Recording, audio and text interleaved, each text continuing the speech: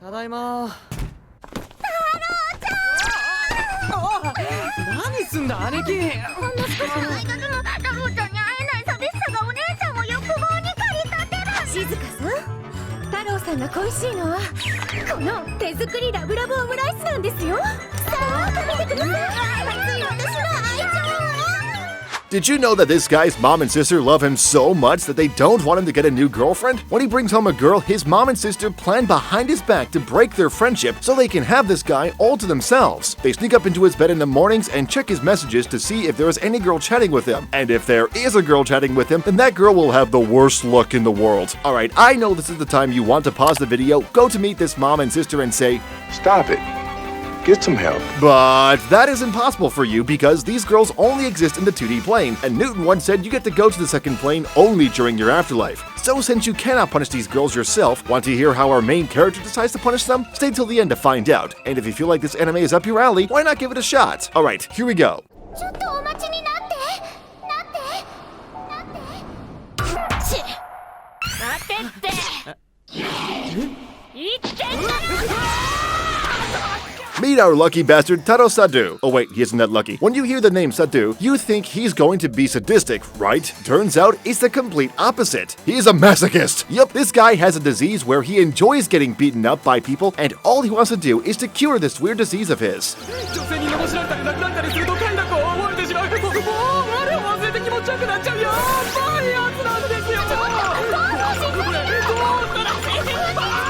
After mentioning this to his generic best friend you see in every anime, he tells Taro to go find the second volunteer club. Now, hold your horses. What's the second volunteer club? Led by the narcissistic club president Mio Isurugi, this club vows to fix any problems people have. And naturally, Mio agrees to help Sadu. How? By beating him to death. She thinks going to the very extremes of pain can help cure Sadu's disease. Now, I know what you're thinking. Wait, where does the mom and sister come in? Give me a bit of time, because before we get to meet the two of them, we need to introduce Sadu's first potential love interest, Arashiko Yuno. Arashiko is the second member of the volunteer club and joins it in order to cure her phobia of men. So it won't be a surprise when I say Arashiko begins to hate Sadu. This ends up in several beatings, plus sending Sadu flying up to the sky until he reaches outer space.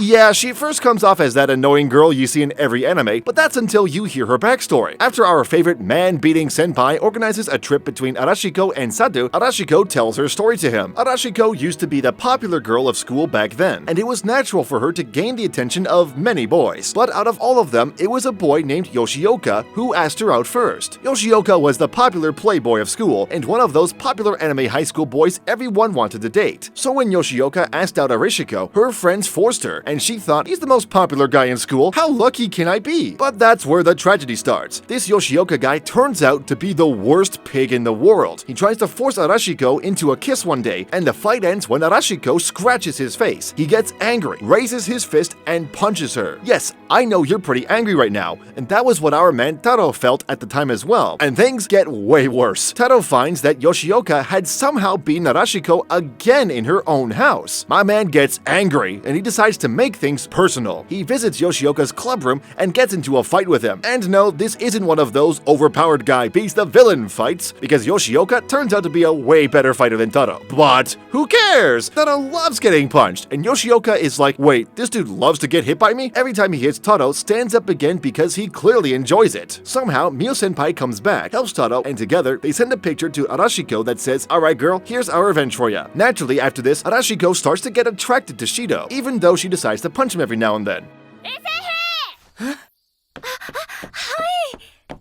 言うの？その格好は。戦場の天使といえばナースだろ。言うの？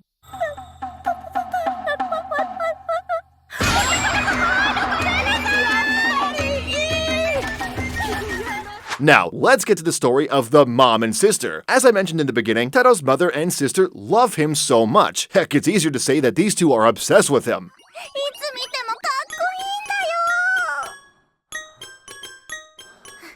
よ。One day while he's asleep, the sneaky mother and daughter decide to check his messages. I know that's a level of privacy invasion that would even put Mark Zuckerberg in tears, but our man Taro was fast asleep to know any of it. After seeing Taro's messages with Arashiko, the mother and daughter hatch a plan. They are going to invite Arashiko to the house, and then they'll break their relationship. So when Taro sees Arashiko in his house the next day, he begins to wonder what the hell is going on. Taro's mom and his sister greet Arashiko and decide to execute their 4-stage plan. Stage 1, invite Arashiko for a meal and use that chance to gain more information about the relationship. Ask specifically if they are dating and if there is a chance they might date in the future. Stage 2, send the two to Taro's room, but vandalize it with unwanted and embarrassing posters. This way, Arashiko will naturally feel disgusted about the whole situation and think Taro is some pervert. Stage 3, eavesdrop on their conversation and make sure the conversation doesn't go too far. But much to their displeasure, the conversation goes too far when Arashiko claims that she doesn't mind being in the same room as Taro. Taro's mom and his sister crash into the room before things go too far and decide to proceed to the final stage. Stage 4, show how long they knew Taro and how much they care for Taro more than Arashiko. They decide to do it by pulling out all of Taro's embarrassing childhood memories.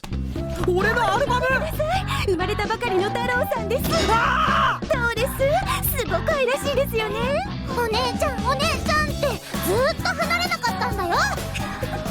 こんな太郎さんを知ってるのは私たちだけなんですから。Now this is where karma strikes and their plan goes wrong. The mother and sister start fighting themselves when they try to prove which of them loves Taro more. Arashiko is oblivious to the whole situation, but this makes Taro want to hang himself from embarrassment. The weird house drama ends when the two finish fighting and Arashiko decides to leave. Before leaving, Arashiko tells one of her secrets. Someday, she wishes to start a family like Taro's, and Taro wishes that's because Arashiko has lost both her parents and also suffered abuse from her previous boyfriend. When Arashiko thinks it's too weird, Taro assures that it's not, and Arashiko mentions how she likes to keep it as a secret between the two of them. After she leaves, the mother and daughter break down from her confession, and while they are crying, Taro sees a piece of paper slip down from his mother's hand. He picks it up, reads it, and then realizes it was a written plan on how to break his relationship with Arashiko. And that's when he gets really pissed. Come on, who won't get angry after realizing your own mother and sister plan to destroy the relationship with the girl you like? To escape his wrath, the two of them decide to run away from the house, but are immediately caught by Mitsuru-sensei. Who's this Mitsuru-sensei? She is the final member of the second volunteer club and a school nurse, but as you expected, she has a weird fetish to cosplay people. Now, I know you know where this is heading. Mitsuru-sensei asks if Taro could give his permission to use his mother and sister for her new cosplay, and Taro gives a thumbs up. He believes this is the perfect punishment for his mother and sister who tried to destroy the relationship between him and Arashiko. Mitsuru-sensei decides to cosplay his sister in a new swimsuit and his mother as a lewd housemaid. So there goes the perfect punishment for the evil mom and sister, and the chances of this happening in real life is pretty much nil since you aren't living in an anime. But apart from all this mother-daughter drama,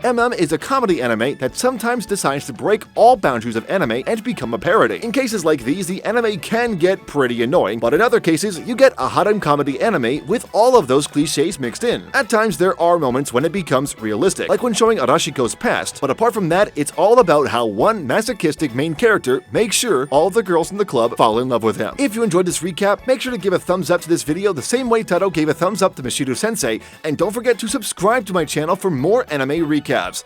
That's it for today, anime fans, and I'll see you all in the next video.